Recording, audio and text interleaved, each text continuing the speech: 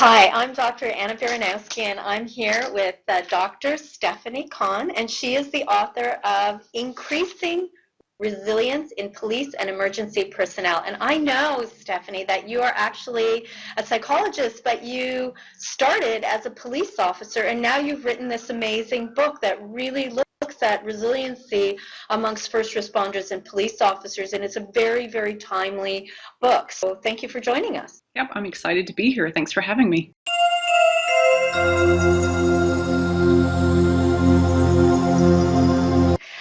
So can you just start by telling me a little bit about how you made that transition from being a police officer to being a psychologist and why that even happened?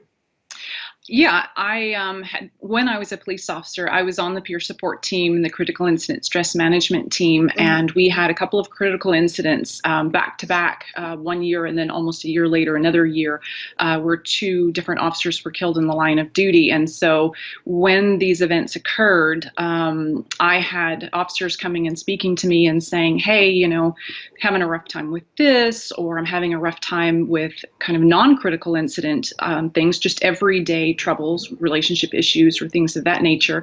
And so they said, I don't want to talk to the city psychologist because I don't know her and I don't know that she would understand me. Can't, I just talk to you about what it is that I'm struggling with. And I'm thinking, well, I'm not qualified to give you the kind of care that you need for these kinds of issues. And so I only had the peer support training and an undergraduate in psychology. And so I wasn't able to do that. So after hearing that and looking and seeing what the resources were, available for officers, I thought I would be more helpful in actually jumping to the other side of the fence and studying counseling psychology and getting my doctorate in it so that I could support first responders, police, and paramedics and firefighters and dispatchers. And so I felt like there was a gap in services that I really wanted to fill.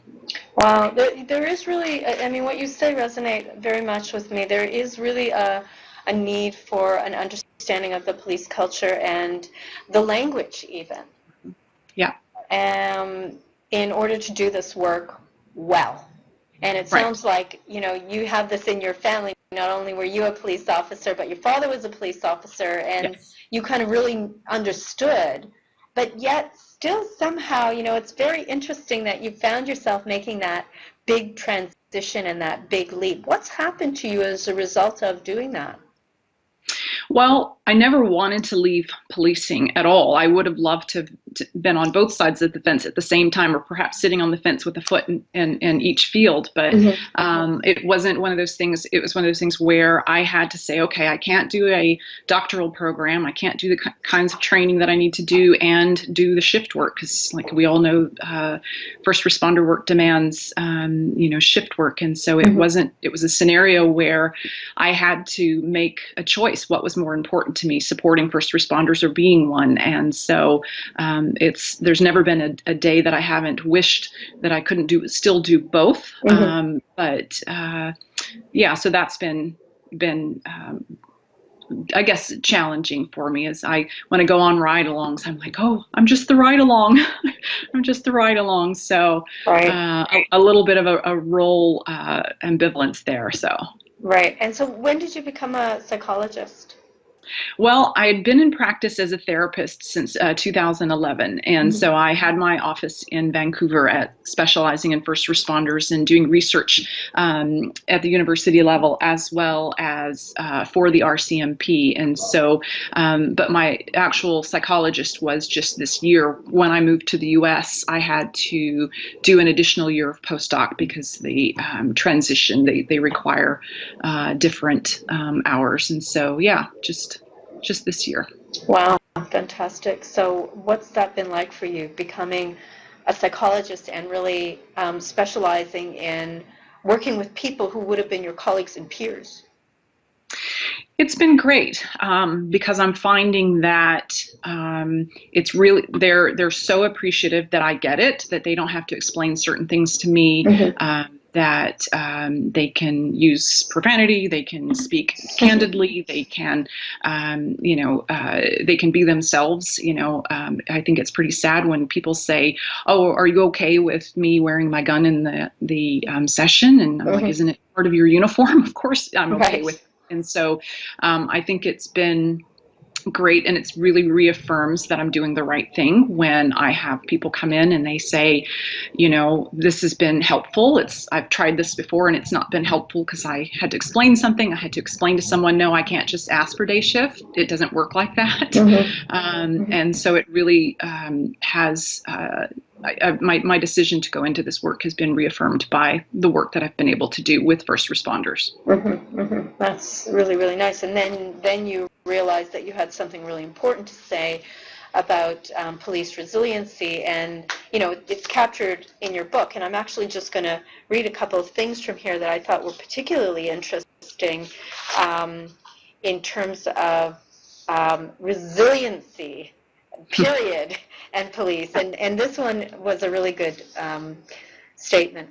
Overwhelmingly, experts agree that resilience isn't something you have or don't have. It's neither a state or a trait, but a process, like officer safety, physical fitness, or sobriety. It's daily commitment. And I think that that's true, actually, whether it's with police officers or anybody else who, because I specialize in PTSD and trauma, although I do a lot of work with first responders and military, paramilitary. It's just one of those things where, sometimes people come in and they say, well, I want to learn how to do this thing, with the idea that I'll do this thing, once or twice and then it should be okay, right? Yeah. So how do you get across that barrier? How do you make it a daily commitment? Well, I think even just using the examples of officer safety, you can't do it once. You can't bathe once and be done with it. I try to get it, explain it in a way that with other concepts that they can readily understand, where it is something that you have to be intentional about. It is something that there isn't one big push, one big moment where you do something drastically different, but all the little moments, all the little things that you do day in, day out that make the big difference. And that makes it, even just saying it in that way, it makes it more achievable. Because it isn't an overwhelming, daunting task of, I just need to do this and this and this and this, and it just feeling like a burden to overcome. The next thing that you write about in the book, and I really, really love this, you say, to be clear, being resilient does not mean that you won't develop a mental health issue such as post-traumatic stress disorder. It really takes the stigma out of it when you make a statement like that. I'm so really happy to read that. And then it says, what it does mean is that you are better able to recover from it than if you were not resilient in the first place. And then you say, well, you hear officers or other people come in and say to you that they might say something like, if a person were resilient, wouldn't they prevent themselves from developing post-traumatic stress disorder, depression, or marital difficulty in the first place? Now, can you respond to that and explain that from your excellent understanding? Because you did such a great job explaining about the book. Yeah, I mean, I think it assumes that everything is within your control versus that there being some external circumstances that are going to overwhelm even the most resilient individual, the person that practices resilience day in, day out. There are still situational factors that are going to be beyond anybody's capacity to cope with or understand. Trauma is traumatic. I mean, it sounds stupid to say it like that, but it's shocking. It doesn't register. It doesn't make sense in the brain. The brain is in shock. It doesn't process things properly. And so there's no amount of training. There's no amount of preventative care or strategies that's going to overcome something that is so shocking. And beyond that, I think it's the everyday, and Ellen Kirschman refers to it as death by 1,000 cuts. It's some of those everyday things that sometimes can be just too much, that can overwhelm a person. Yeah, that onslaught, and then when we're not really leaning into taking care of ourselves and making that an absolute priority, regardless of anything else that's going on in our life. I like that you really recognize that it's not so much that you wouldn't get PTSD or some other stressor-related disorder, but that when you have that foundation of daily practice, whatever that daily practice is, it kind of rights the ship. Yes. Yeah. Right. Yeah. Because taking your ship metaphor, you can have a wave that's so high and so violent that it just knocks you over.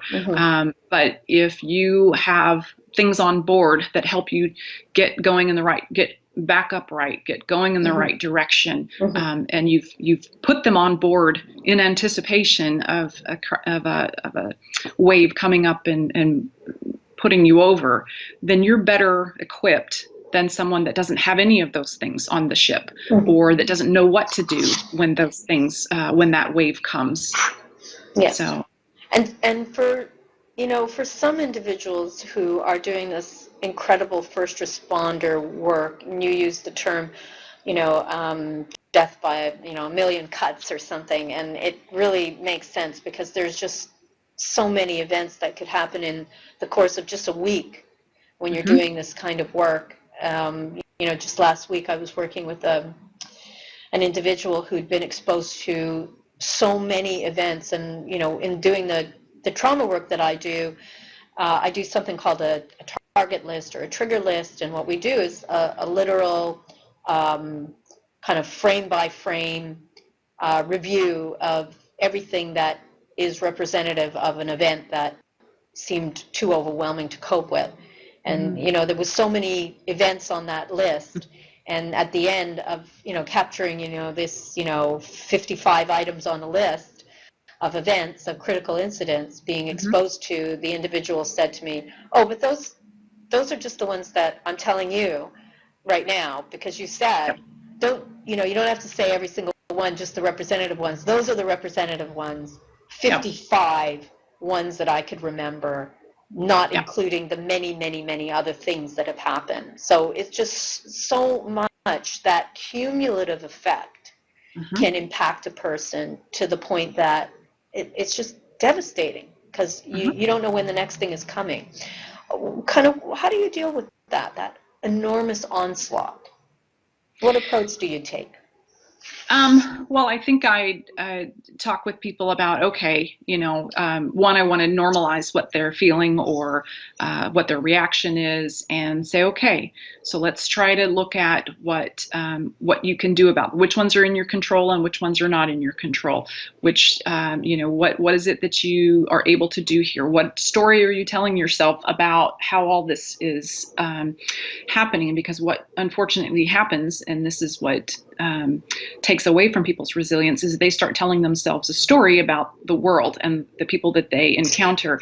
And, everyone says, oh, well, the world is going to hell in a handbasket because every call I go to is abuse or neglect or violence or something like that. And so I just have to help people remember, you deal with a thin slice of the population. People do not call you to the house to say, look how well Johnny is doing his homework and eating his vegetables, and we're so in so much harmony in our relationship. People are not calling you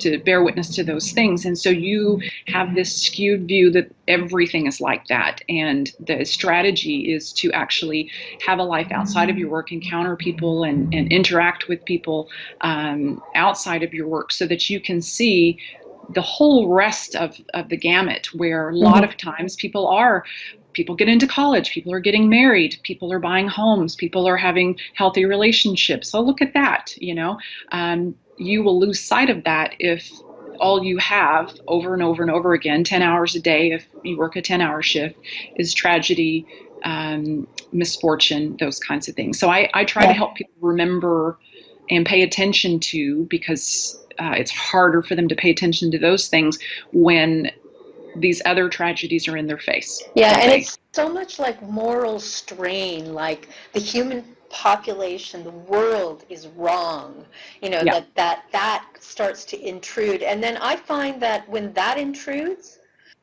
social isolation becomes a big, big issue. So that they're not doing the things that you just suggested. They're not out in the world going like, wow, there's really some nice things happening in my own community. And because there's this feeling of like, I don't trust anybody anymore.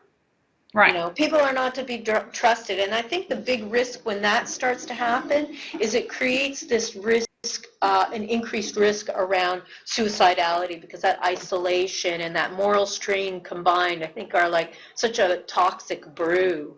And, even in your book, you were referencing this large number of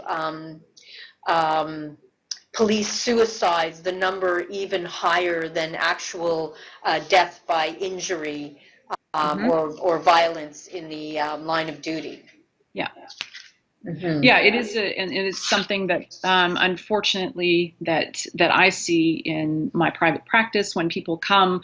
And I mean, I guess it's fortunate that they're there because they're getting help, but it's unfortunate that they have done just what you've said, where they've over and over and over again encountered negative things in their workplace, and so they've said, I kind of give up on being around people because I can't trust them, or their mood state is such that they're difficult to be around, and so they just say, well, I don't want to be a burden with my family or my friends or my whoever, because I'm all gloom and doom and complaining about society, and so they're no fun to be around, so they withdraw.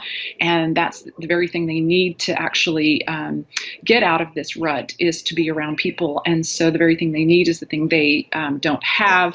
And so it does increase the suicidal risk. And that's, again, what I'm seeing in my practice, where they're like, I just have given up. I just don't see any point. I'm a burden to others when I try to interact, and other people are a danger or threat to me when I interact, and one or the other. And it's a very dismal view. So how do you help somebody shift out of that or reactivate in a meaningful way with the world around them? Well, very delicately.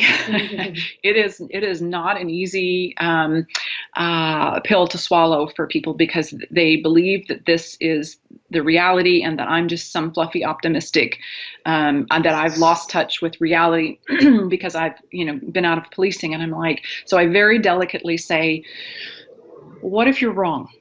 Like, just entertain the possibility that there's some other reality out there, and that because of you're so dedicated to your work and you're there all the time, that it's really hard for you to see that. Isn't it worth being curious about, could I be seeing this in a slanted way? And so I'm very gently trying to get people to be a bit curious about what they believe, and then normalizing why they would believe it. So again, taking the stigma out. This happens over and over and over again. And many people in the first responder profession say, I noticed myself getting really jaded, and then when I saw someone who was even more jaded than me, it was that moment that I said, I can't be that way. So then I gently share stories of other first responders who have been where this one is, and how they made progress to get out of that. So it isn't even just that. So they can't say, I'm just a foolish optimist because I'm no longer in policing. Yeah. I can cite examples of other first responders who've had that realization that they were like a bug in a cup, and they could really only see what was in there, and bounce against that until they cleared the top of the cup and looked at the wide world around them. Yeah. Sometimes we have to actually just stay curious. I love that you use that phrase. It's just very nice way to kind of redirect a kind of rigid place, right? And also the feeling of what it's like to live with isolation and rigidity, because it's an actual feeling, right? It's an actual experience that somebody carries with. And, when you're carrying that kind of emotional load, it's no wonder that you feel hopeless about the world around you. So it's nice, because it sounds like in a really soft way, you're able to kind of shift focus and kind of open up perspective, which is, probably pretty amazing to do. You also, in your book, wrote the majority of police recruits have experienced at least one traumatic event prior to entering policing. And I think you're really speaking to the issue around like stress inoculation, like they've been kind of exposed to this dose of stress and know what they've done with it, or maybe they've recognized that they've been able to overcome something very difficult, and how that capacity to master adversity has actually got wired into their brains. And I wonder how you use that with your officers, knowing that most of them have a previous history of trauma. How does that play into the work that you do with them? Yeah, I mean, I think it's uncontested that 100% of them have survived the adversity they've faced by the mere fact that they're sitting there in front of me. Now, they may have not survived unscathed, but they have survived. And so I don't tell them how they did it or make assumptions how they did it. I ask them, how did you get through that? Tell me about the time you've done this before. And so they can't discount what I'm saying, because again, people can say, oh, well, you're paid to be nice to me and say nice things and cheerlead me and that kind of stuff. But I have it come from them. And so they speak to how they've overcome that and what they learned from the things that they've overcome. And I've had an officer, when I was doing some of my research on coping with secondary traumatic stress, I had one in particular who said that the death of a sibling really showed her her capacity for healing and her capacity for dealing with adversity. And it not only helped her to deal with the adversity she faced in her job as a police officer, but it helped her to understand that the people she was helping and the public she was helping when they dealt with things, it gave her the realization they'll also heal with time. And I may not get to see that because I'll end this call and I'll write a report and then I'll go on to the next one. But she had the personal lived experience of overcoming adversity and loss of a sibling in an unexpected way. So she has the knowledge that someone else can do the same. And a lot of first responders do not get the ending to the story to see that people actually do overcome adversity, months down the road or maybe even a year down the road. And so it is helpful for them to notice their own overcomings. Now, you talked about the research that you've been engaged in. Can you tell me a little bit about what your findings were? Yeah, I did 3 studies. The first one was about what helps and hinders officers to cope with their exposure to secondary traumatic stress.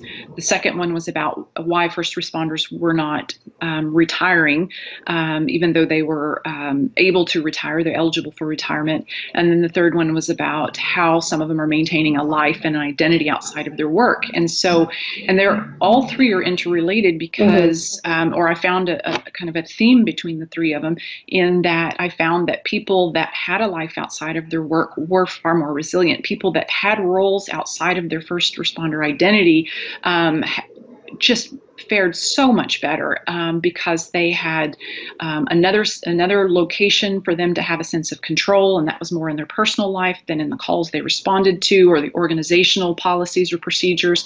So they had far more control. They had other forms of support. And outside of coworkers, it kept their perspectives broader. It allowed them to use different parts of their brain to be participating in hobbies outside of their work, and it was a huge benefit to them to have roles such as I'm a community member, I'm a church member, I'm a sister, I'm a father, I'm a friend, I'm a baseball player, whatever it looks like. And all of those were very helpful for them, both in terms of their ability to leave policing or first response work, because eventually you will, help them to cope with their exposure to secondary traumatic stress, and made them happier in their work because they had a life outside of their work.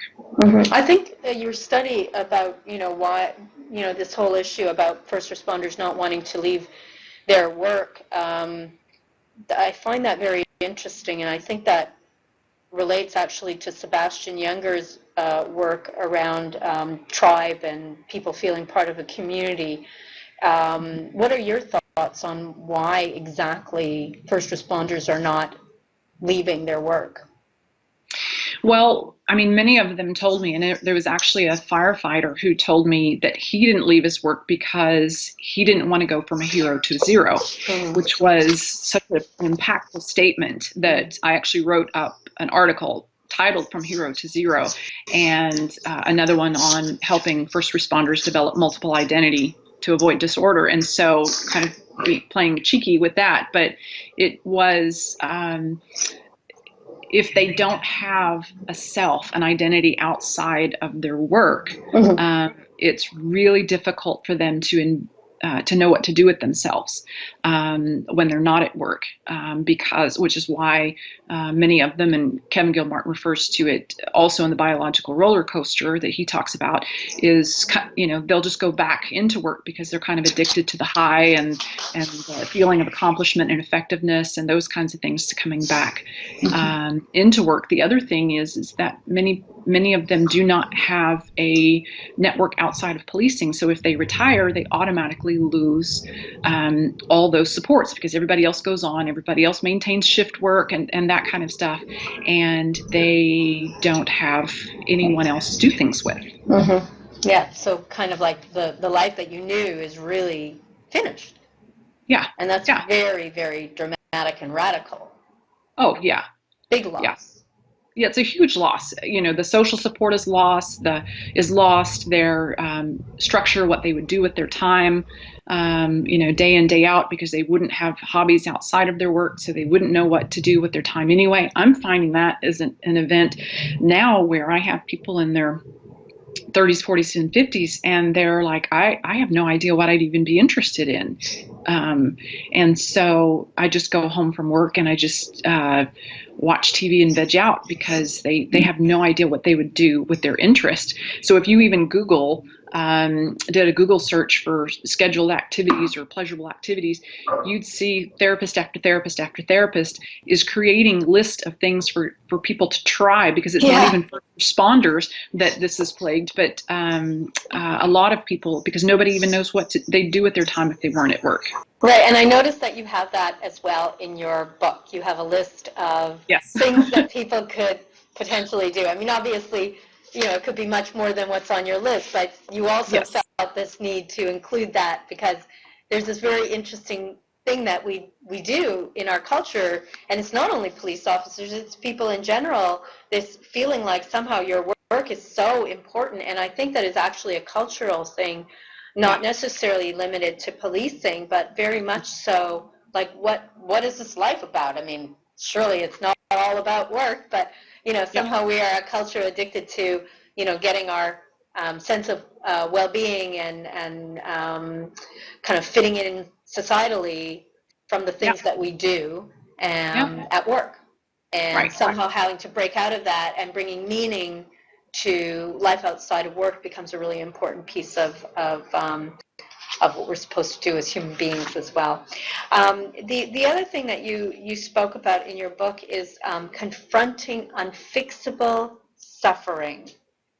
And I don't think you can do first responder work of any sort without confronting unfixable suffering, because you're just exposed to things that are just so, at times, horrific.